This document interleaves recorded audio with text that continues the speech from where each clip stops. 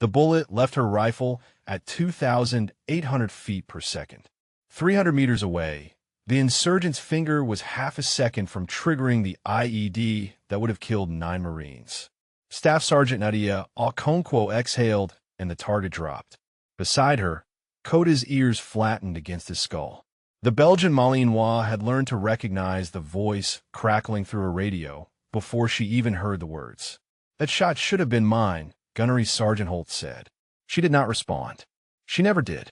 Before we dive into this story, drop a comment and let us know what state you're watching from. Maybe you know someone who has faced this kind of unfair treatment in their career. 6 weeks earlier, Staff Sergeant Okonkwo had stepped off the transport at Forward Operating Base Valor with 70 pounds of gear on her back and a dog at her heel. The Afghan sun hammered down on the dusty landing zone as Marines moved equipment and vehicles growled in the distance. She was one of the first women to complete Scout Sniper School, and she had learned that every new assignment meant proving herself all over again. Koda pressed against her leg, sensing her tension the way he always did. Gunnery Sergeant Derek Holt stood near the Tactical Operations Center with his arms crossed, watching her approach.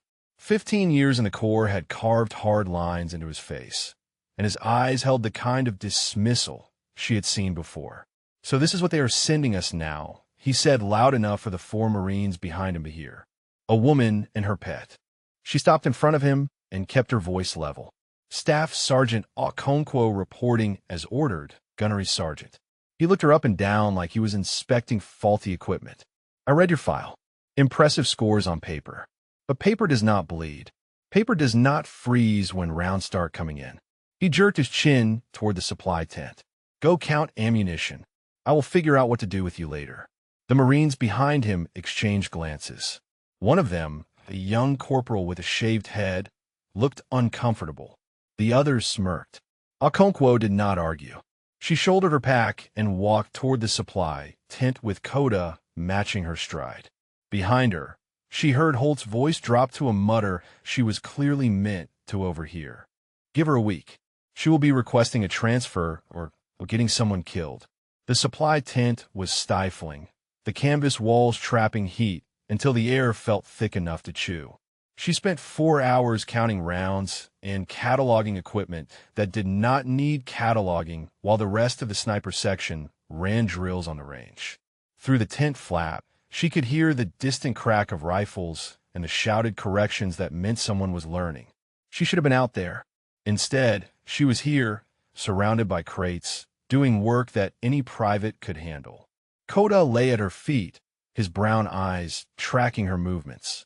She reached down and scratched behind his ears. "Patience," she murmured. "We have been through worse." Near sunset, she finally emerged from the tent. A young lance corporal was struggling to carry 2 heavy ammo cans across the compound, his face red with effort and his balance failing. Without a word, Okonkwo stepped beside him and took one of the cans. The lance corporal looked startled, then grateful. "Thanks, Staff Sergeant. I did not want to make 2 trips. 1 trip is fine if you ask for help," she said. Pride is heavier than ammunition. He managed a small smile, and they walked together until he reached his destination. She did not notice Captain Renata Vance watching from the TOC entrance, but Koda did. The dog's tail gave a single wag toward the officer before Okonkwo led him toward the berthing area. That night, she sat on a rack with a satellite phone pressed to her ear. Her younger brother's voice came through scratchy but clear from Paris Island.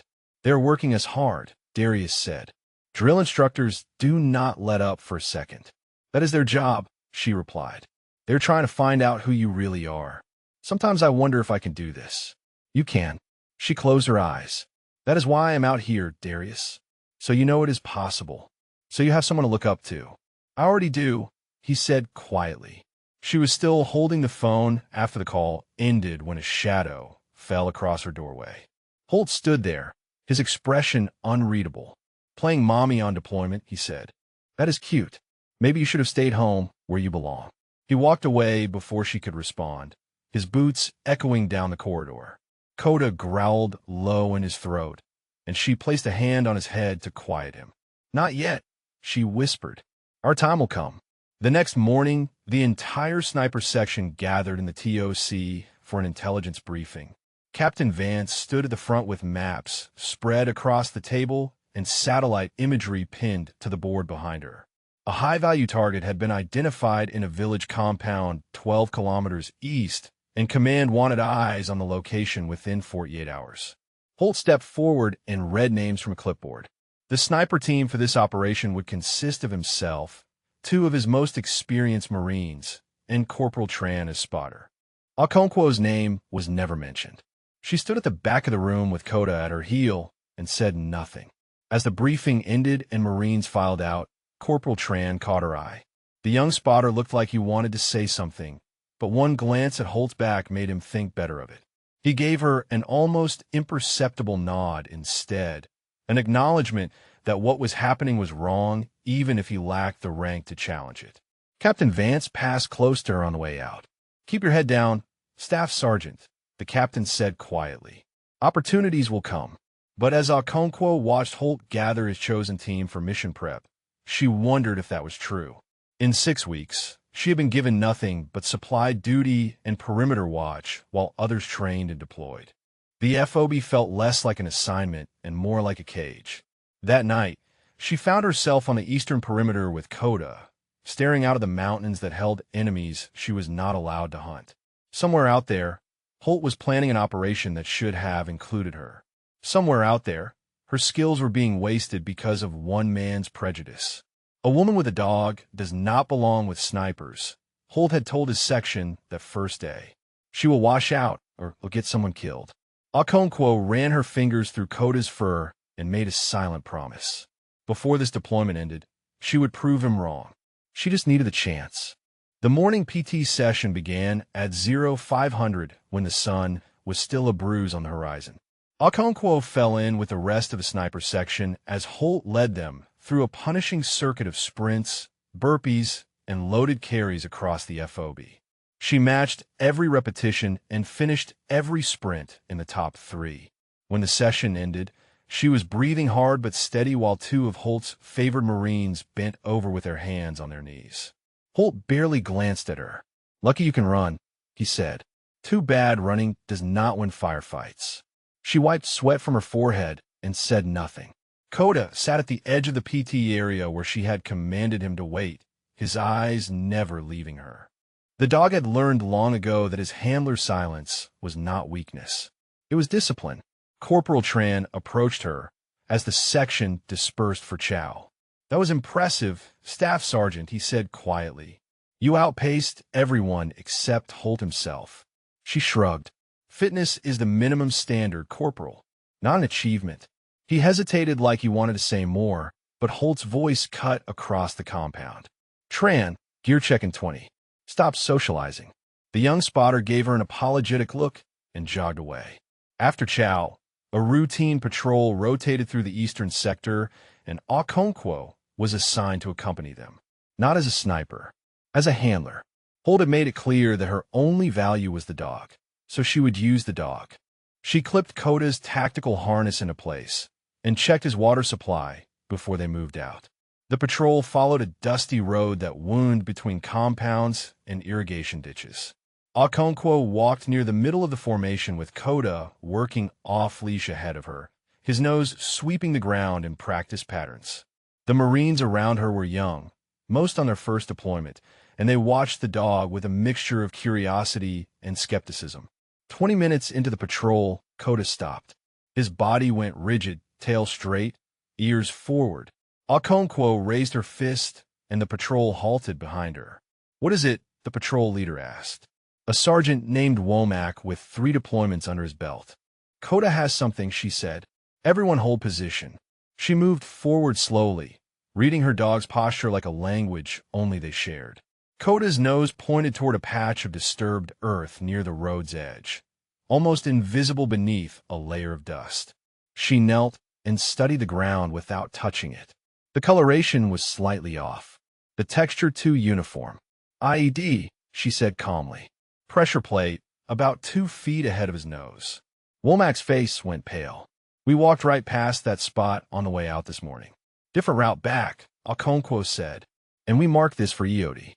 She pulled a small flag from her vest and planted it 3 meters from the device. Coda returned to her side, and she rewarded him with a quick scratch under his chin. "Good boy. You just saved lives." The patrol gave the burial site a wide berth and continued without incident. When they returned to the FOB, Womack found her near the kennels. "That dog of yours," he said. "He's the real deal." "We both are," she replied. Word of the IED discovery spread through the FOB by evening, but Holt dismissed it during the section meeting. "Dogs find bombs," he said. "That is what they are trained for. Does not make her a sniper." The mission team deploys at 0400 tomorrow. Everyone else maintains normal duties. Okonkwo stood at the back of the room and felt the familiar weight of exclusion settle over her shoulders. 14 Marines were heading into hostile territory, and she would be counting ammunition again while they risked their lives. After the meeting, Lance Corporal Darnell Keyes found her outside the kennel. Keyes was the other K-9 handler on the FOB, a wiry Marine from Louisiana who had trained alongside her at the Military Working Dog School. He leaned against the fence and watched Coda pace in his run. "Holt is gunning for your transfer," Keyes said. "I heard him talking to the first sergeant. Says you are a distraction and a liability." She absorbed the information without letting it show on her face. "What did the first sergeant say?" "Nothing yet. But Sergeant Major Briggs was there too. He did not look happy about it." Keyes paused. "Whatever happened on your last deployment, people talk about it in whispers." "Checkpoint something." "Checkpoint Fury," she said quietly. "I do not discuss it." Keyes raised his hands. "Fair enough. Just saying whatever you did there, Briggs knows about it. Might be worth something when Holt makes his move." She thanked him and walked Coda through the compound as darkness fell. The FOB settled into its nighttime rhythm of generator hums and distant radio chatter. Somewhere in the Tactical Operations Center, Holt was finalizing plans for a mission that should have included her. Somewhere out in the mountains, enemies waited who would never know how close they had come to facing her rifle. At 0330, she woke to the sound of vehicles staging near the gate. She dressed quickly and made her way to the motor pool, staying in the shadows as Holt's team loaded gear and conducted final checks. Corporal Tran looked nervous, his movements sharp and jittery. The young spotter had never been on an operation this size. Captain Vance appeared beside her without warning. "You should be sleeping, Staff Sergeant." "Could not," Okonkwo admitted. "Something feels wrong about this." Vance studied the departing convoy. "Holt is experienced. He knows what he is doing. With respect, ma'am, experience and judgment are not the same thing." She watched the vehicles roll toward the gate. "He is taking them through the northern approach. The terrain there favors ambush." Vance's expression flickered, but she said nothing. The convoy disappeared into the darkness, and the FOB fell quiet again. Okonkwo returned to her rack, but did not sleep. She lay with one hand on Coda's back, feeling his steady breathing, and waited for dawn. The radio in the TOC would carry updates. She would hear something went wrong. She just hoped she was wrong about everything. By 0700, the convoy had been out of contact for 90 minutes. Routine radio checks went unanswered. Static filled the frequencies where voices should have been. Okonkwo was running drills with Coda near the eastern perimeter when she saw Captain Vance sprinting toward the TOC. The captain's face held the kind of tension that meant something had broken. Something bad. She grabbed her gear and followed, Coda matching her pace. Whatever was happening, she refused to hear it secondhand. If Marines were in trouble, she needed to know. The TOC doors swung open and chaos spilled out. Radio operators shouted coordinates. Officers clustered around maps. And through it all, one transmission repeated on the overhead speaker, broken by static but unmistakable.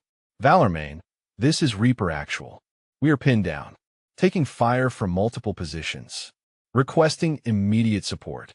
Holt's voice cracked with something she had never heard from him before. Fear. The Tactical Operations Center had become a pressure cooker of shouted orders and crackling radios. Okonkwo pushed through the doorway with Coda at her heel and found a room on the edge of panic. Captain Vance stood at the central table with maps spread before her while radio operators worked frantically to re-establish contact with the convoy. Reaper Actual, this is Valor Main. One operator repeated. Say again your position. Say again your status. Static answered. Then Holt's voice broke through, ragged and breathless. Grid reference Tango, Whiskey 4732. Compound on the eastern edge of Objective Serpent. We walked into a kill zone. They were waiting for us. Okonkwo moved closer to the map and found the grid coordinates. The compound sat in a valley, surrounded by elevated terrain on 3 sides. Perfect ground for an ambush. Exactly the kind of position she had worried about when she watched them take the northern approach. Casualties, Captain Vance demanded into the radio. 2 wounded, Holt replied. We have them stabilized, but we cannot move. Every time we try to push out, they hit us from a new angle. I count at least 3 machine gun positions on the ridge lines. Vance turned to her operations officer. QRF status. 20 minutes to spin up, ma'am. 35 minimum to reach their position. Air support. Weather has grounded everything south of Bagram. Earliest availability is 2 hours. Okonkwo watched the captain's jaw tighten. 2 hours was a lifetime when you were pinned down and taking fire.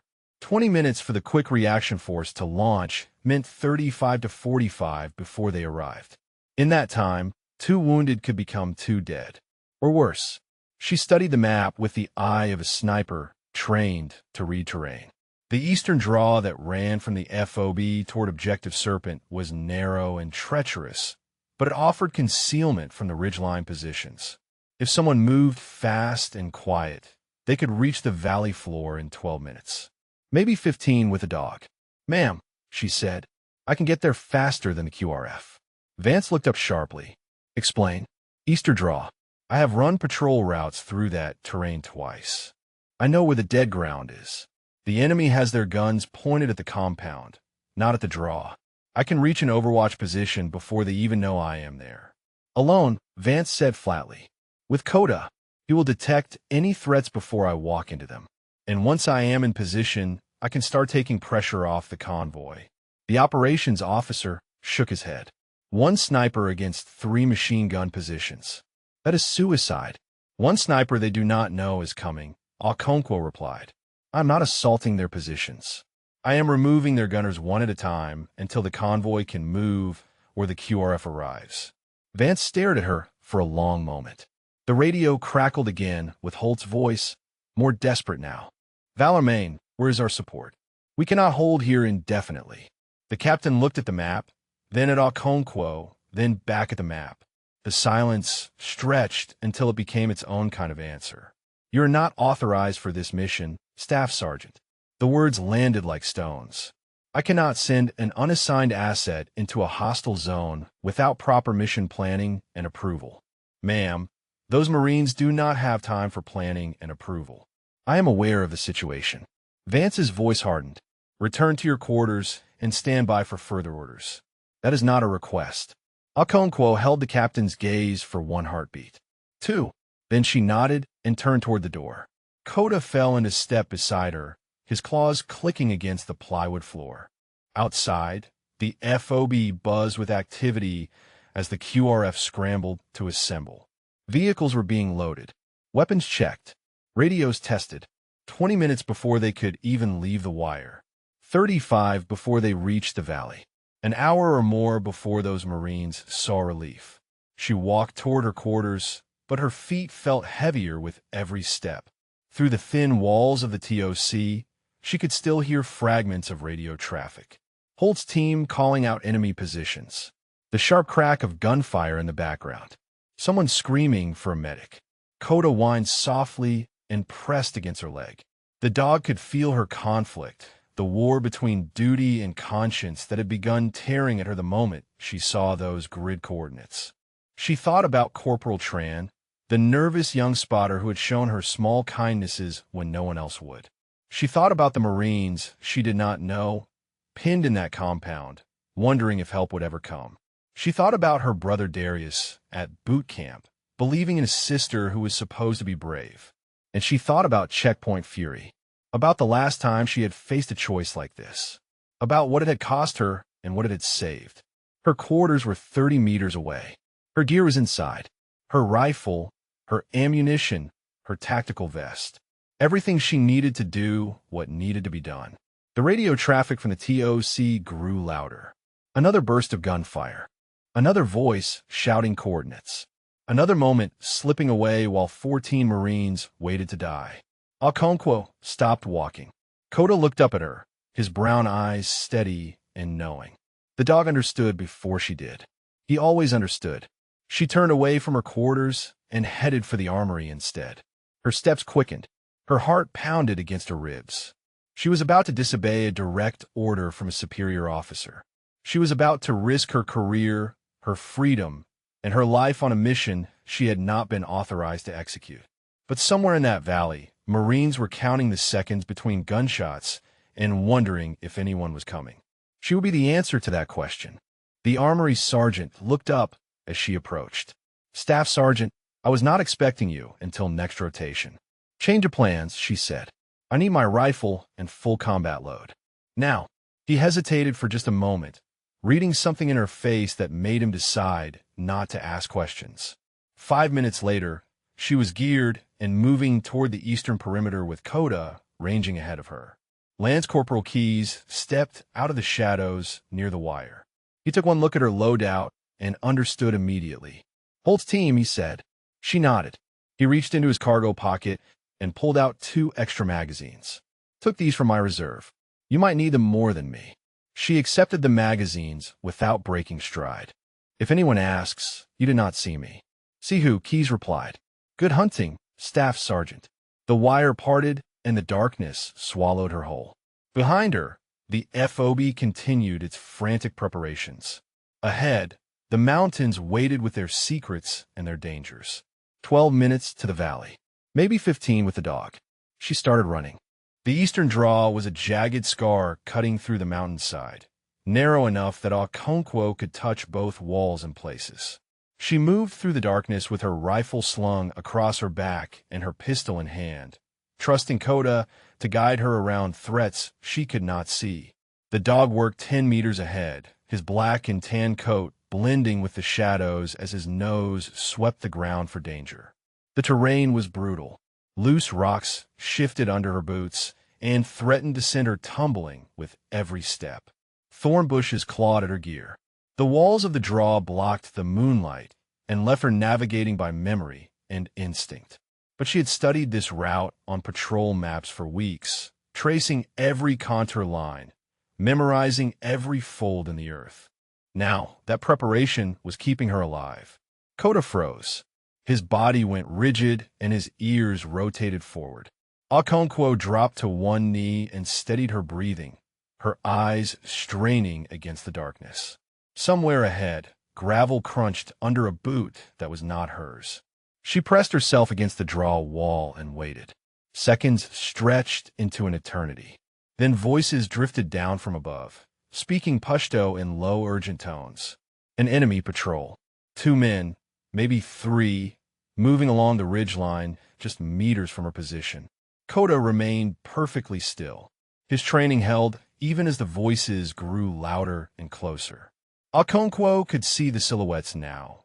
3 fighters with rifles slung over their shoulders, walking the ridge with the casual confidence of men who believed they controlled this ground. They passed directly overhead. Dust and pebbles trickled down from their footsteps. One of them laughed at something another said. Then they were gone, their voices fading into the night. Okonkwo exhaled slowly and gave Kota the hand signal to continue. The dog moved forward without hesitation, picking up where he had left off as if the interruption had never happened. They had trained for moments like this 1,000 times. The bond between handler and dog was forged in repetition until it became something closer to telepathy. 7 minutes into her movement, the draw began to widen. The walls fell away and the terrain opened into a rocky slope that overlooked the valley below. She could see Objective Serpent now, a cluster of mud brick compounds arranged around a central courtyard. Muzzle flashes sparked from 3 positions on the surrounding ridgelines, pouring fire down into the largest compound. She pulled a small scope from her vest and studied the scene. The Marines were pinned in the courtyard, using a low wall and 2 disabled vehicles for cover. She counted 14 figures in American uniforms, including 2 who were not moving. The wounded, bodies pressed flat against the ground while bullets kicked up dust around them. The enemy positions were well chosen. 3 machine guns arranged in an L-shaped pattern that created overlapping fields of fire. Anyone trying to leave the courtyard would be caught in a crossfire with no escape. It was a textbook ambush, executed with patience and precision. Holt had walked his team directly into a trap. She scanned the ridgelines and calculated distances. The nearest enemy position was 240 meters from her current location. The farthest was just over 300. Long shots, but well within her range. The problem was the numbers. She counted at least 12 fighters across the 3 positions, and there could be more hidden in reserve. 1 sniper against 12. The odds were suicide, but she was not planning to fight fair. She found a shallow depression in the rocks that offered concealment and a clear line of sight to all 3 enemy positions. Kota settled beside her without being told, his body pressed low against the ground. The dog understood that this was the moment everything had been building toward. Okonkwo unslung her rifle and extended the bipod.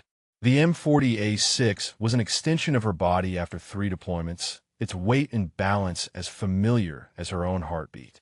She chambered around and pressed her eye to the scope. The first target was the machine gunner at position 1. He was exposed from the waist up, feeding a belt into his weapon, while a spotter beside him pointed toward the compound. 240 meters. Slight crosswind from the east. She dialed the adjustment into her scope and settled her breathing. In the compound below, someone was screaming. The sound drifted up through the gunfire, raw and desperate. More wounded. More Marines who would die if she did not act. She placed her crosshairs on the machine gunner's chest and began the ritual that every sniper learned to perform under pressure. Breathe in, breathe out.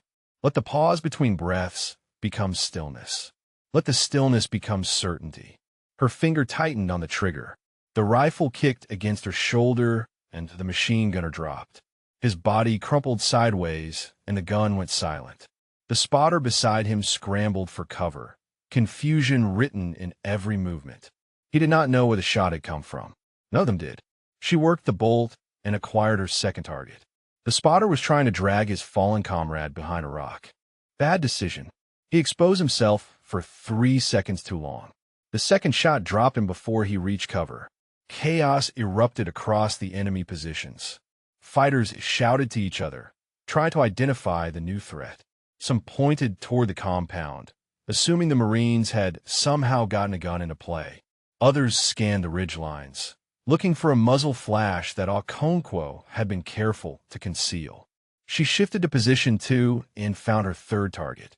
A fighter was repositioning his machine gun to engage the new threat. He had guessed her general direction, but not her exact location. His mistake. 3 shots. 3 down. The ambush was already starting to unravel.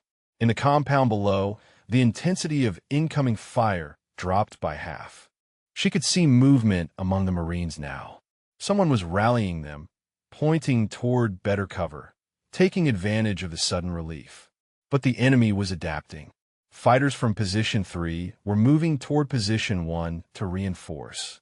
More men were emerging from a compound behind the ridgeline. Reinforcements she had not anticipated. The odds had just gotten worse. Kota pressed closer to her side, his ears swiveling toward the rocks behind them. Something had his attention, something that was not in front of them. She froze on her scope and listened.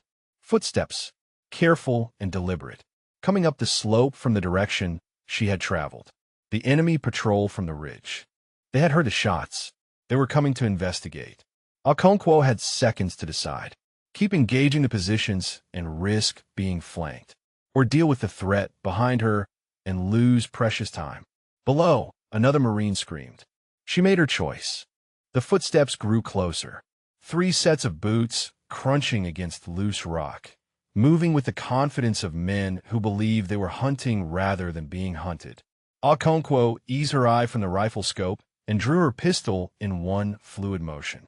Kota remained frozen beside her, every muscle coiled, waiting for the command that would unleash him. She could not afford a firefight. Pistol shots would echo across the valley and give away her exact position to every fighter on those ridgelines. But she also could not let 3 armed men walk up behind her while she was trying to save 14 Marines. The rocks to her left offered a narrow gap, just wide enough for a person to slip through. She tapped Koda's flank twice, and the dog understood immediately. He rose into a crouch and moved toward the gap, silent as smoke. She followed, keeping her body low, her pistol trained on the darkness behind them. The patrol emerged from the draw 30 seconds later. 3 fighters with AK-47s, scanning the rocks where she had been lying moments before. One of them pointed at the depression where her bipod had left marks in the dust. He said something sharp in Pashto, and the others raised their weapons. Okonkwo held her breath. She was 15 meters away, hidden behind a boulder that barely concealed her silhouette. If any of them looked left instead of forward, they would see her. If Koda made a sound, they would hear him. Everything depended on stillness and luck. The lead fighter took a step toward her position, then another. His rifle swept the darkness, probing for threats he could sense but not see. 10 meters now, close enough that she could see the whites of his eyes in the moonlight. Koda moved first. The dog launched from the shadows like a missile, 70 pounds of muscle and teeth closing the distance before the fighter could react. Koda hit him in the chest and drove him backward, jaws clamping onto his weapon arm with crushing force. The man screamed, and his rifle clattered against the rocks. Okonkwo was already moving. She cleared the boulder and fired twice at the second fighter before he could bring his weapon around. Both rounds found center mass, and he crumpled. The third fighter spun toward her, and she put him down with a single shot to the head. Silence returned to the slope. The entire engagement had lasted 4 seconds. She rushed to Koda and found the dog still gripping the first fighter's arm. The man was unconscious from pain and blood loss, no longer a threat. She gave the release command, and Koda let go, his tail wagging once as he looked up at her for approval. "Good boy," she whispered. Her hands ran over his body, checking for wounds. Nothing. He was unharmed. She allowed herself one moment of relief before the reality of her situation crashed back down. The shots would have been heard. She had bought herself minutes at most before more fighters came to investigate. And below in the valley, the ambush was still ongoing. The Marines were still pinned. Her mission was still incomplete. She returned to her overwatch position and pressed her eye to the scope. The enemy had reorganized during the interruption. Position 1 was unmanned now, the bodies of the gunners she had killed still visible behind the rocks. But positions 2 and 3 had consolidated, their fighters clustering together for mutual protection. That clustering was a mistake. She counted 8 fighters visible across the 2 positions. More were moving in from the compound behind the ridge, at least 4 additional men carrying ammunition and weapons. 12 targets total, possibly more. And she had expended 5 rounds from her rifle plus 3 from her pistol. The math was not in her favor. But math had never won a battle. Well, had. Skill had. The refusal to accept defeat had. She chambered a fresh round and found her first target. A fighter at position 2 was adjusting a machine gun, trying to bring it to bear on a new angle. He was exposing his shoulder and upper back, not a clean shot, but enough. The rifle cracked, and the fighter slumped over his weapon. The men around him scattered, diving for cover, still unable to locate her position. She shifted to position 3 and dropped another fighter who had made the mistake of standing to get a better view. Then another who was trying to drag a wounded comrade to safety. 6 down since she had arrived. The enemy's firepower had been cut in half. In the compound below, the Marines were moving. She could see them through her scope, coordinating in teams, preparing to push toward better cover. Someone had taken charge down there. Someone was keeping them alive while she worked. Her radio crackled with static, and then a voice she did not expect. "Spectre 2-1, this is Valor Actual. I know you're out there. Sergeant Major Briggs." His voice was calm, almost conversational, as if he were discussing the weather rather than an unauthorized combat operation. She keyed her radio twice without speaking. Acknowledgement without words. I was at Leatherneck, Briggs continued. I know what you did at Checkpoint Fury. Those 7 Marines owe you their lives. Now, go add to the count. The transmission ended. She stared at the radio for a moment, processing what had just happened. Briggs knew she had left the wire. He knew where she was and what she was doing. And instead of ordering her back, he was giving her permission to continue. Someone at FOB Valor remembered Checkpoint Fury. Someone knew she was not just a woman with a dog. She was a sniper who had already proven herself in blood and fire, in a place where 7 Marines had been written off as dead until she refused to accept that verdict. The memory surfaced despite her efforts to keep it buried. The burning checkpoint, the screams of trapped men, the moment she had disobeyed orders and moved alone through enemy territory because no one else would. She had killed 9 insurgents that day and dragged 3 wounded Marines to safety under fire. The Bronze Star citation called it extraordinary heroism. She called it doing what needed to be done. Just like now, she settled back into her scope and found her next target. The enemy was adapting, staying low, minimizing their exposure. But they still had to fight. They still had to man their weapons. And every time one of them rose to engage the Marines below, she would be waiting. Kota pressed against her side, warm and steady. His presence anchored her, reminded her that she was not truly alone. They had trained together for 3 years. They had deployed together twice. And now they would fight together, one woman and one dog, against an enemy that still did not know what had hit them. She exhaled slowly and placed her crosshairs on a fighter who was reloading his rifle. The shot echoed across the valley and another enemy fell. The enemy had stopped exposing themselves. After losing 7 fighters to a ghost they could not locate, the survivors at positions 2 and 3 had gone aground. They huddled behind rocks and walls, firing blindly toward the compound below without exposing more than a rifle barrel. It was a defensive posture born of fear, and fear was exactly what Okonkwo needed them to feel. But fear would not last forever.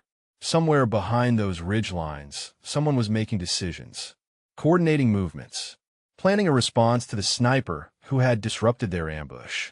She had minutes before they adapted, before they sent flanking teams to hunt her, before the advantage of surprise evaporated completely. She scanned the enemy positions through her scope, searching for targets of opportunity. A boot visible behind a boulder. The curve of a shoulder pressed against a wall. Nothing clean. Nothing certain. She could waste ammunition on shots that might wound, but would not kill, or she could wait for better opportunities and risk losing the initiative. The radio crackled again. Reaper actual to any station, Holt's voice said. We have movement in the compound. Attempting to push to secondary cover. She watched through her scope as the Marines began their movement. 2 fire teams, bounding by pairs, covering each other as they crossed the open ground of the courtyard. It was textbook infantry tactics, exactly what they had been trained to do. But textbook tactics did not account for the machine gun at position 3 that still had a clear angle on their route. She saw the fighter rise before he even touched his weapon. He was young, barely more than a teenager, and he moved with the jerky urgency of someone who had never been shot at before. His hands found the machine gun's grips, and he swung the barrel toward the moving Marines. Okonkwo fired. The round caught him in the chest, and he fell backward, his fingers never reaching the trigger. 8 confirmed kills. Her rifle held 10 rounds per magazine, and she had burned through most of her first. She ejected the partial mag and loaded a fresh one, her movements automatic after years of practice. The Marines reached their secondary cover without casualties. She allowed herself a moment of satisfaction before returning to the hunt. Position 2 had gone completely silent. Either the fighters there had fled or they were waiting for reinforcements. Position 3 still held 4 or 5 men, but they had learned to stay hidden. The ambush had stalled into a standoff. Then she saw movement behind the ridgeline. Not at the fighting positions, but further back, near the compound where the reinforcements had emerged. Fighters were gathering there, at least 8 of them, forming into a group that looked less like defenders and more like an assault element. They were coming for her. She keyed her radio. Spectre 2-1 to Valor Actual. Enemy assault element forming at Grid Tango Whiskey 4729. 8 to 10 fighters. They're going to try to flank my position. Briggs responded immediately. Acknowledged Spectre. QRF is 15 minutes out. Can you hold? She looked at Coda, then at the ammunition she had remaining. 2 full magazines for her rifle. 1 partial magazine for her pistol. Against 10 fighters who knew the terrain and had numbers on their side. I will figure it out, she said. The assault element began moving. They split into 2 groups, one heading east and one heading west, trying to pincer her position from both sides. Classic flanking maneuver. Whoever was leading them knew what they were doing. She had to move. Staying in one position meant death. She grabbed her gear and tapped Coda's flank, signaling him to follow. They scrambled down the slope toward a cluster of boulders that offered better cover and multiple escape routes. Behind her, she could hear the distant shouts of the flanking teams, coordinating their approach. The new position was not ideal. Her angle on position 3 was compromised, and she could no longer see the compound where the Marines were sheltering. But she could see the eastern approach, and that was where the first assault team would come. Coda's ears rotated toward the west. The other team, they were closer than she had expected. She made a decision that went against every instinct she had developed as a sniper. She left her rifle propped against the boulder and drew her pistol. The engagement was about to become close and fast, and a bolt-action rifle was the wrong tool for that fight. The first fighter appeared on the western slope. He was moving quickly, rifle up, scanning for threats. Coda launched before she could give a command, covering 15 meters in less than 2 seconds. The dog hit the fighter at full speed and drove him into the rocks. The man's rifle discharged wildly into the air as Coda's jaws found his throat. A second fighter emerged behind the first. Okonkwo put 2 rounds into his chest, and he dropped. Gunfire erupted from the east. The other assault team had heard the shots and was rushing to engage. She grabbed her rifle and spun toward the new threat, working the bolt as fast as her hands could move. A fighter crested the ridge, and she dropped him. Another appeared beside him, and she dropped him too. A third tried to throw a grenade, and she shot him before his arm completed the motion. The grenade tumbled from his hand and rolled back down the slope, detonating harmlessly among the rocks. Coda returned to her side, blood on his muzzle, his breathing heavy but steady. He was unhurt. She did not have time to feel relief. The survivors of the assault teams had gone aground. She could hear them calling to each other, their voices tight with fear. They had expected to overwhelm a single sniper. Instead, they had walked into a kill zone. She counted the bodies visible on the slopes. 5 down from the assault element. Combined with the 8 she had killed at the fighting positions, that made 13 enemy fighters eliminated. Her ammunition count was critical now. 6 rounds remaining in her rifle. For in her pistol, if another wave came, she would not have enough to stop them. The radio crackled. Reaper actual to unknown sniper station. The voice was Holt's, but the arrogance was gone. Whoever you are, we can see what you are doing. We are pushing now. Cover our movement. She settled back into her scope and found position 3. The remaining fighters there had finally broken. They were fleeing toward the back of the ridge, abandoning their weapons, running from a nightmare they could not understand. She let them go. Her ammunition was too precious to waste on retreating enemies. Below, the Marines surged from their cover and began the push toward the extraction point. Holt was leading them, limping on a wounded leg, but moving. They were going to make it. Okonkwo watched them through her scope and felt something she had not allowed herself to feel since the ambush began. Hope. The Marines moved through the valley in a staggered column, their weapons trained on the ridgelines that had nearly become their graves. Okonkwo tracked their progress through her scope, counting heads, watching for threats. 14 figures in American uniforms. All moving, all alive. She had done it. Against every odd, against every expectation, she had broken an ambush that should have killed them all. But the mission was not over. The extraction point was still 800 meters to the north, and the enemy survivors who had fled position 3 could regroup at any moment. She needed to maintain overwatch until the Marines reached safety or the QRF arrived to take over. She keyed her radio. Spectre 2-1 to Reaper Actual. You have clear passage to the north. I will cover your movement from current position. Silence stretched for a moment. Then Holt's voice came through, strained but steady. Acknowledged, Spectre. We are moving. He paused. Thank you. The words hung in the air between them. 2 syllables that cost him more than any bullet ever had. She did not respond. There would be time for words later if they all survived. Coda pressed against her leg, and she felt the warmth of his body through her uniform. The dog was tired. She could see it in the slight droop of his ears, the slower sweep of his tail. He had given everything tonight, attacking armed men without hesitation, guiding her through darkness, staying silent when silence meant survival. He deserved rest. They both did, but not yet. She scanned the ridgelines methodically, her scope moving in slow arcs across the terrain. The bodies of fallen fighters dotted the slopes like broken dolls. 13 confirmed kills, more than she had ever taken in a single engagement, more than most snipers took in an entire deployment. The weight of it settled into her bones. She had been trained to compartmentalize, to treat each shot as a mechanical problem of distance and windage rather than a human life ended. But the training never fully worked. Somewhere beneath the discipline, she felt every trigger pull like a stone dropped into still water. She thought about the young fighter she had killed at the machine gun, the one who moved with jerky urgency. He was someone's son, maybe someone's brother. He had probably grown up in a village not unlike the compound below, raised on stories of foreign invaders and holy war. He had been taught to hate her before he ever saw her face. And now he was dead because she was better at killing than he was. Coda whined softly, sensing her thoughts drifting somewhere dark. She placed a hand on his head and let his presence pull her back. The dog did not judge.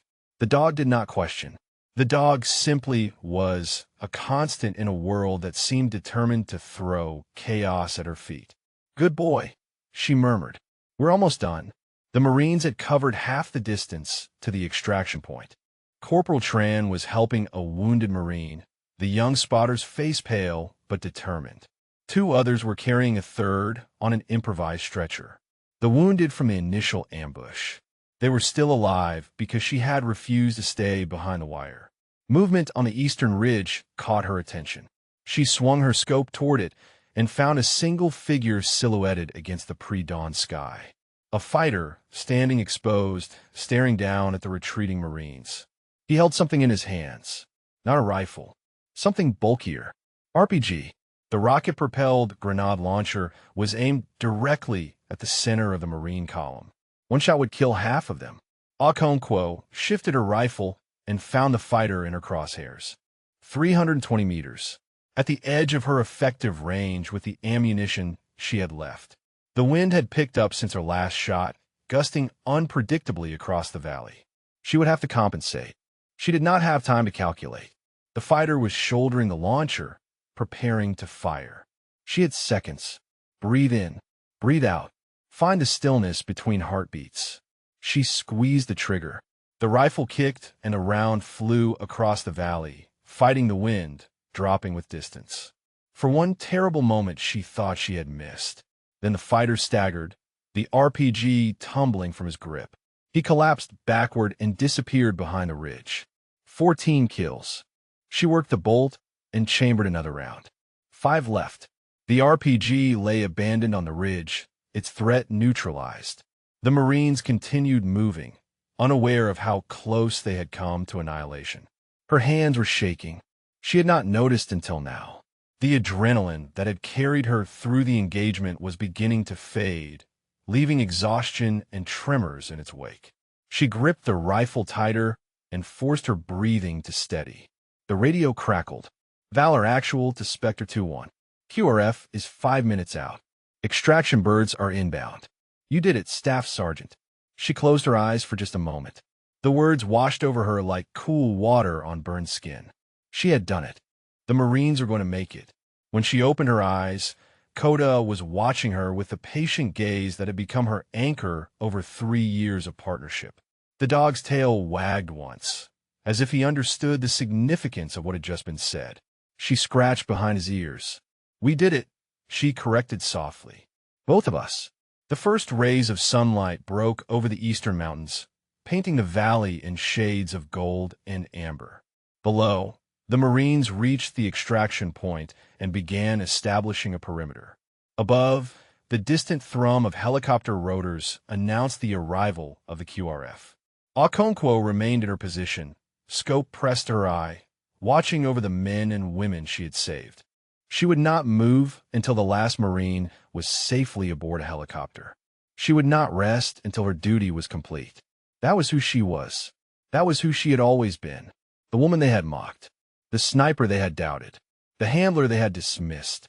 And the reason 14 Marines would see their families again. The helicopters touched down in a storm of dust and rotor wash. 2 CH-53 Super Stallions, their massive frames settling onto the valley floor like armored giants. Marines rushed toward the birds in organized chaos. The wounded loaded first, then the able-bodied, then the security element that had been covering the perimeter. Okonkwo watched through her scope as Corporal Tran helped lift a stretcher into the first helicopter. The young spotter moved with exhausted determination, his uniform stained with someone else's blood.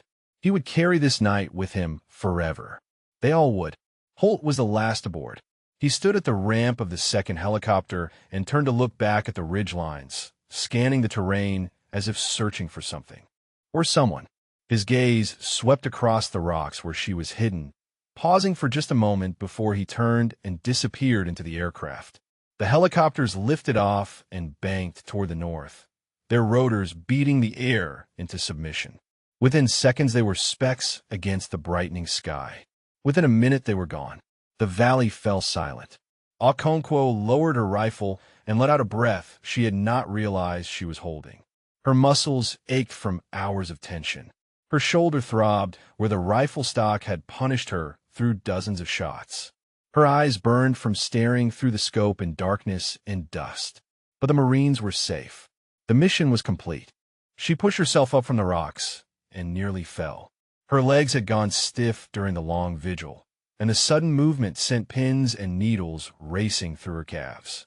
Coda was at her side immediately, pressing against her thigh, offering his body as a brace. "Easy," she murmured. "I am okay." The dog looked up at her with skeptical eyes. He knew better. He always knew better. She gathered her gear and began the descent toward the valley floor. The QRF had secured the extraction point, and she could see vehicles and personnel establishing a perimeter around the landing zone. Somewhere down there, someone would have water and medical supplies and a ride back to the FOB. The slope was treacherous in the growing light. Rocks that had been invisible in darkness now revealed themselves as ankle-breaking hazards.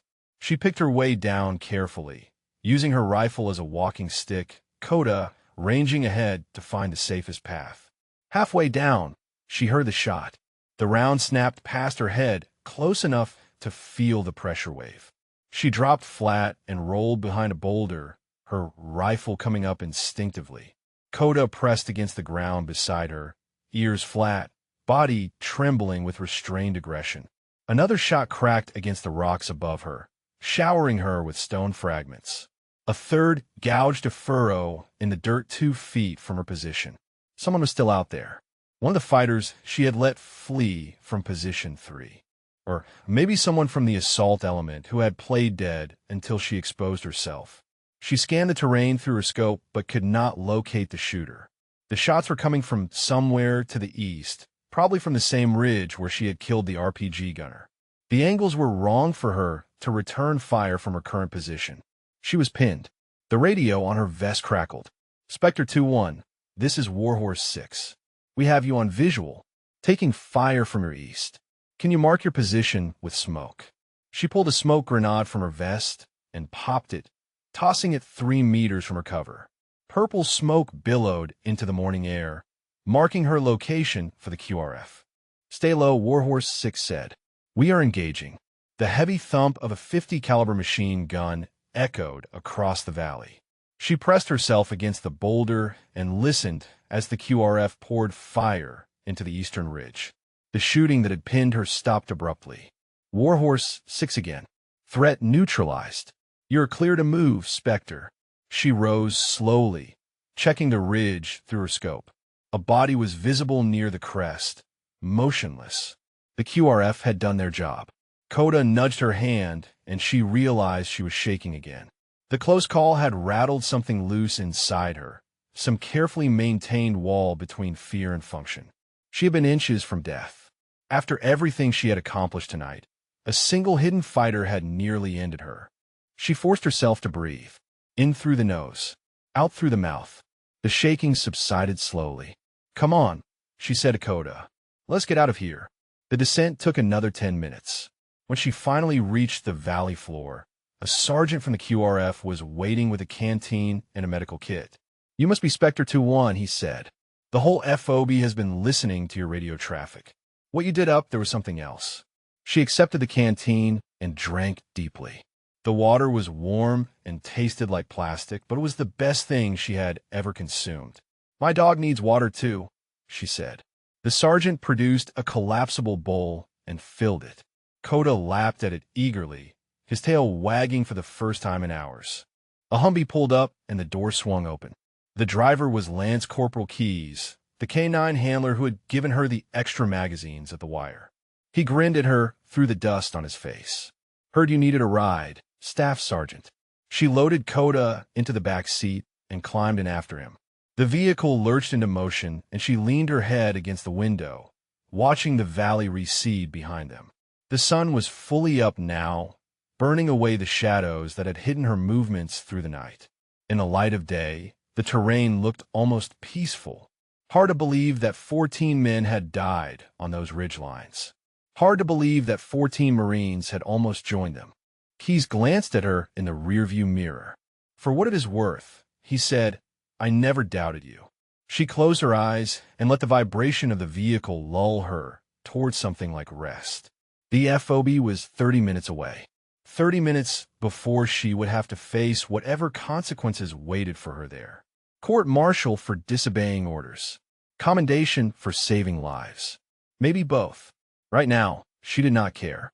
Right now, she was alive, and Coda was alive, and 14 Marines were flying home to their families. Everything else could wait. The Humvee rolled through the gates of Forward Operating Base Valor, and Okonkwo felt the weight of 100 eyes upon her. Marines stopped what they were doing to watch the vehicle pass. Some pointed. Others whispered to each other. Word had spread faster than the dust cloud behind their wheels. Keyes pulled up near the Tactical Operations Center and killed the engine. Before she could open her door, a crowd had begun to gather. Not hostile, not threatening, just present, as if witnessing something they needed to see with their own eyes. She stepped out of the vehicle and helped Coda down after her. The dog pressed against her leg, sensing the strange energy in the air. She kept one hand on his head as she surveyed the faces around her. Sergeant Major Briggs emerged from the TOC and walked toward her with measured steps. His expression was unreadable, carved from the same stone that had built a 30-year career. He stopped 2 feet in front of her and said nothing for a long moment. "Staff Sergeant Okonkwo," he said finally, "you disobeyed a direct order from your commanding officer." "Yes, Sergeant Major." "You left the wire without authorization." "Yes, Sergeant Major." "You engaged enemy forces in a combat operation you were explicitly forbidden from joining." "Yes, Sergeant Major." Briggs held her gaze. The silence stretched between them like a wire pulled to breaking point. Then, slowly, the corner of his mouth twitched upward. "And you killed 14 enemy combatants and saved the lives of every Marine in that convoy." She did not know how to respond to that, so she said nothing. Briggs turned to address the gathered crowd. What Staff Sergeant Okonkwo did last night was either the most reckless act of insubordination I have seen in 3 decades, or the most heroic display of courage under fire in the history of this FOB. He paused. "I have decided it was both." A murmur rippled through the crowd. Briggs raised a hand and silence returned. "Captain Vance will determine the appropriate administrative response." But I want every Marine here to understand something. When 14 of our brothers and sisters were pinned down and dying, when air support was grounded and the QRF was too far away, one sniper and one dog did what an entire FOB could not. He looked back at Okonkwo. That is the kind of Marine I want watching my back. He extended his hand. She took it. His grip was firm and warm. Welcome to the sniper section, Staff Sergeant. For real this time. The crowd erupted. Marines she had never spoken to rushed forward to shake her hand, to clap her shoulder, to thank her for what she had done. She stood in the center of the chaos and felt something she had not experienced since arriving at this FOB. Belonging. Through the crowd, she spotted Corporal Tran. The young spotter had cleaned up since the extraction, but exhaustion still lined his face. He pushed through the bodies until he stood before her. I was there, he said, in the compound. I heard your shots. Every time one of those guns went silent, I knew it was you. He swallowed hard. You saved my life, Staff Sergeant. You saved yourself, she replied. I just gave you the chance. He shook his head. No, I froze when the ambush started. I was useless. But then the shooting changed. The enemy started dying, and I knew someone was out there. Someone was fighting for us. He met her eyes. That gave me the courage to keep going. She placed a hand on his shoulder. That courage was always in you, Corporal. You just needed a reason to find it. The crowd began to disperse as Marines returned to their duties. Okonkwo made her way toward the kennel with Koda at her heel. The dog needed food, water, and rest. She needed all of those things too, but her partner came first. The kennel was quiet and cool after the chaos outside. She filled Koda's bowl and watched him eat with the single-minded focus of a working dog refueling for the next mission. When he finished, she checked his body again for injuries. A small cut on his right foreleg that she had missed before. Nothing serious, but it needed attention. She was cleaning the wound when a shadow fell across the kennel entrance. Gunnery Sergeant Holt stood in the doorway. His leg was bandaged, and he leaned on a crutch, but he had refused evacuation to Bagram. He wanted to stay with his section. What was left of it? For a long moment, neither of them spoke. The history between them filled the silence with weight and sharp edges. I was wrong, Holt said finally. She continued cleaning Koda's wound. About what specifically? He exhaled slowly. About you. About women in the sniper section. About whether a handler could be a real shooter. He shook his head. I was wrong about all of it. She set down the antiseptic and looked at him. Being wrong is not the problem, Gunnery Sergeant. Refusing to learn is. He nodded slowly. I'm trying to learn now. Koda watched the exchange with alert eyes, his body tense. He remembered Holt's voice from weeks of dismissal and mockery. He did not trust this man, and his instincts were usually right. Why did you come here? She asked. Holt straightened as much as his wounded leg would allow. To tell you that I am recommending you for a Bronze Star with Combat V. What you did out there was the finest display of marksmanship and courage I have ever witnessed. And I have been in this Corps for 15 years. She absorbed his words without reaction. I did not do it for recognition. I know, he said. That is why you deserve it. He turned and limped away, leaving her alone with Koda in the quiet of the kennel. She ran her fingers through the dog's fur and let out a breath she had been holding for 6 weeks. They had mocked her. They had doubted her. They had tried to break her. And she had answered with 14 kills and 14 lives saved. Not bad for a woman with a dog. Captain Vance summoned her to the Tactical Operations Center the following afternoon. Okonkwo had slept for 11 hours straight, the deepest rest she had experienced since arriving in Afghanistan. Koda had slept beside her on the floor, his body pressed against a rack, guarding her even in unconsciousness. She showered, dressed in a fresh uniform, and made her way across the FOB. Marines nodded to her as she passed. Some offered quiet words of respect. The invisible wall that had surrounded her for 6 weeks had crumbled overnight. The TOC was quieter than she had ever seen it. Captain Vance sat alone at the central table, a folder open before her. She looked up when Okonkwo entered and gestured to a chair. Sit down, Staff Sergeant. She sat. Koda settled at her feet. Vance studied her for a long moment. I have been in the Marine Corps for 12 years. In that time, I have seen courage and cowardice in equal measure. I have seen Marines do extraordinary things, and I have seen them fail in ordinary moments. She tapped the folder. What you did 2 nights ago does not fit neatly into any category I know. Okonkwo said nothing. She had learned that officers often needed to speak before they could listen. By every regulation that governs this command, I should be processing you for non-judicial punishment. You disobeyed a direct order. You left the wire without authorization. You inserted yourself into a combat operation against explicit instructions. Vance paused. Those are facts. They are not in dispute. No, ma'am. But there are other facts. 14 Marines are alive because of what you did. An ambush that should have killed our entire patrol was broken by a single sniper and her dog. The enemy lost 14 fighters, and their operational capability in this sector has been crippled. Vance leaned back in her chair. Those facts matter too. Okonkwo met the captain's gaze. I understood the consequences when I left the wire, ma'am. I made a choice. You made a choice, Vance agreed. And now I have to make one. She closed the folder. I have decided not to pursue administrative action against you. What happened will be documented as an emergency tactical response rather than insubordination. Sergeant Major Briggs has already endorsed this characterization. The relief that washed through her was so intense she nearly shivered. She kept her expression neutral through force of will. There is more, Vance continued. Gunnery Sergeant Holt submitted his recommendation for your Bronze Star this morning. I have added my own endorsement and forwarded the package to battalion. Given the circumstances, I expect it will be approved quickly. I appreciate that, ma'am. Vance leaned forward. But I want you to understand something, Staff Sergeant. What you did worked. This time, it worked because you were exceptionally skilled and because fortune favored the bold. But the next Marine who thinks they can ignore orders and go it alone might not be as skilled or as lucky. The rules exist for reasons. I understand, ma'am. Do you? Vance asked. Because I need snipers who can operate within a chain of command. I need Marines who trust the system even when the system fails them. Can you be that Marine? Okonkwo considered the question carefully. She thought about the 6 weeks of exclusion and mockery.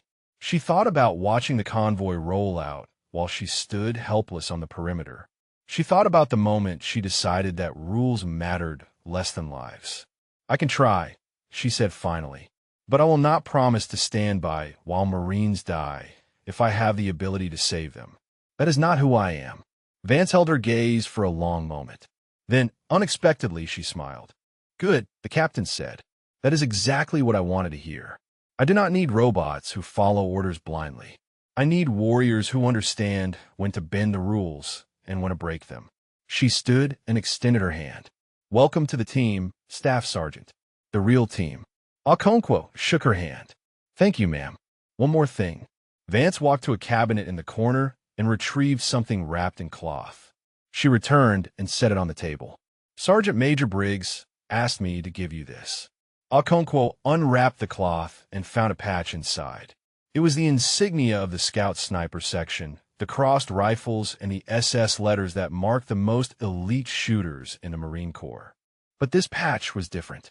Someone had added a small embroidered silhouette beneath the rifles. A dog, sitting at attention. Briggs had it made this morning, Vance said. He said you earned it twice over. Once at Checkpoint Fury, and once 2 nights ago.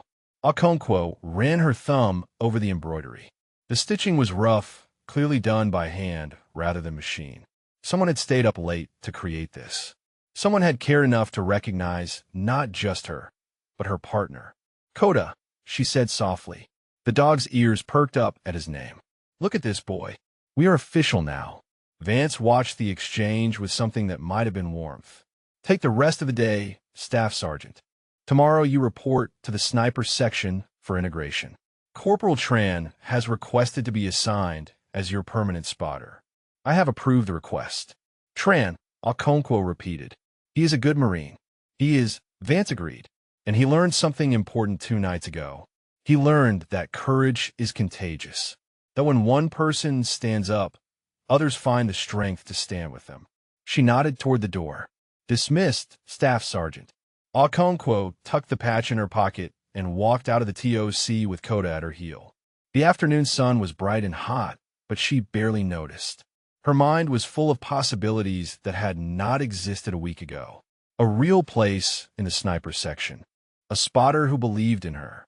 A command that respected her abilities. She had come to this FOB hoping to be tolerated. Now she was something more. She was one of them.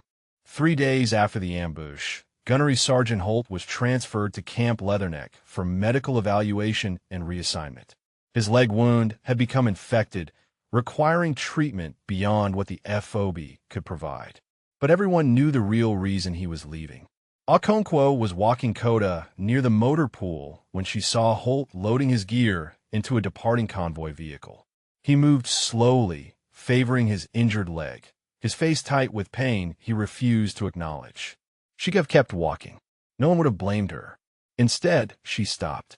Holt noticed her approach and straightened as much as his body would allow. For a moment, they simply looked at each other, two Marines who had been enemies and were now something more complicated. "I heard you were heading to Leatherneck," she said. He nodded. "Medical says I need surgery. Probably looking at 6 months of rehab before I can return to full duty." He glanced at his bandaged leg. "If I can return to full duty." She understood what he was not saying. A sniper who could not move was not a sniper. The injury might end his career in the section he had led for 3 years. "For what it is worth," she said, "I hope you make it back." He studied her face for signs of sarcasm and found none. "Why would you hope that? After everything I did to you?" "Because you were a good sniper," she replied. "Your problem was never skill. It was vision. You could not see past what you expected to find." Holt was quiet for a long moment. Then he reached into his cargo pocket and withdrew something small. He held out to her. It was a coin, bronze, worn smooth by years of handling. On one side was the Marine Corps emblem. On the other was an inscription she could not read in the harsh sunlight. "My father gave me that when I graduated boot camp," Holt said, "told me to carry it until I met a Marine who embodied the Corps better than I did. Then I was supposed to pass it on." He pressed the coin into her palm. "I have been carrying it for 15 years. She looked at the coin, then at him. I did not know what to say. "Do not say anything," he replied. "Just be the Marine I should have recognized from the start." He turned back to the vehicle. "Maybe when I get back, if I get back, you can teach me how to work with one of those dogs." She almost smiled. "Maybe I will." He climbed into the vehicle with difficulty and settled into his seat. Through the window, he offered her a nod. It was not an apology. It was not forgiveness. It was something rarer. Respect. The convoy rolled out and disappeared through the gates. Okonkwo stood watching until the dust settled, Coda patient beside her. Then she tucked the coin into her pocket next to the custom patch and walked back toward the kennel. That evening, she found time to make a satellite call.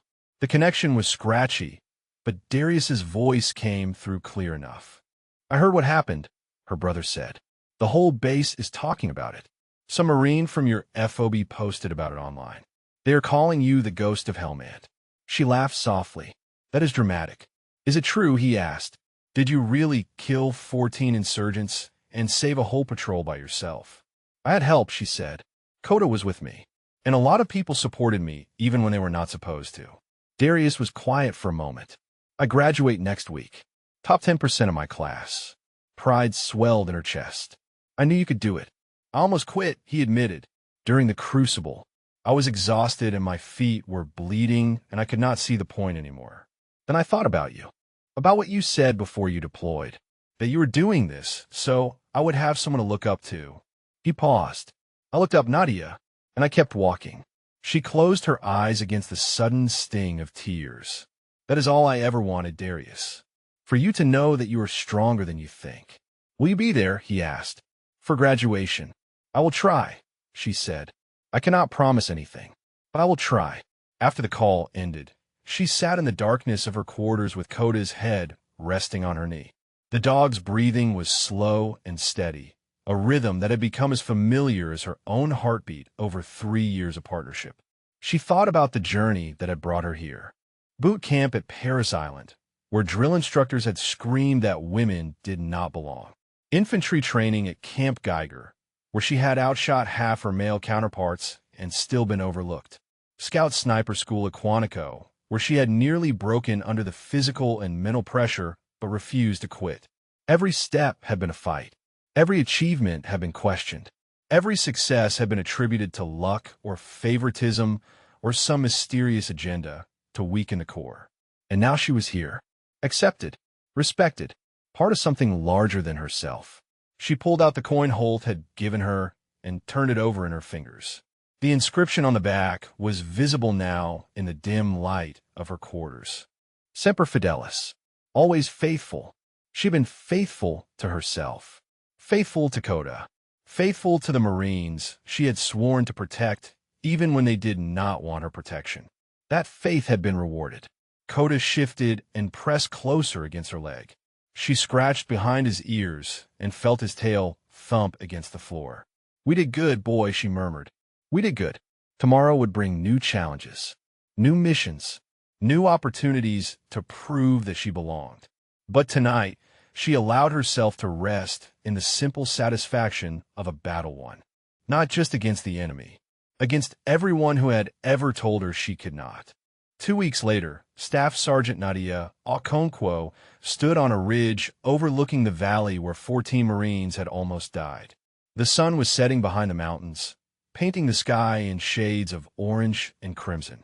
Beside her, Corporal Tran adjusted his spotting scope and scanned the terrain below. 300 meters to the compound, he said. Wind from the southwest at 8 knots. She dialed the adjustment into her scope and settled into her position. Kota lay between them, his eyes fixed on the horizon, ears rotating to catch sounds that human ears could not detect. The dog had healed completely from his minor wound. So had she.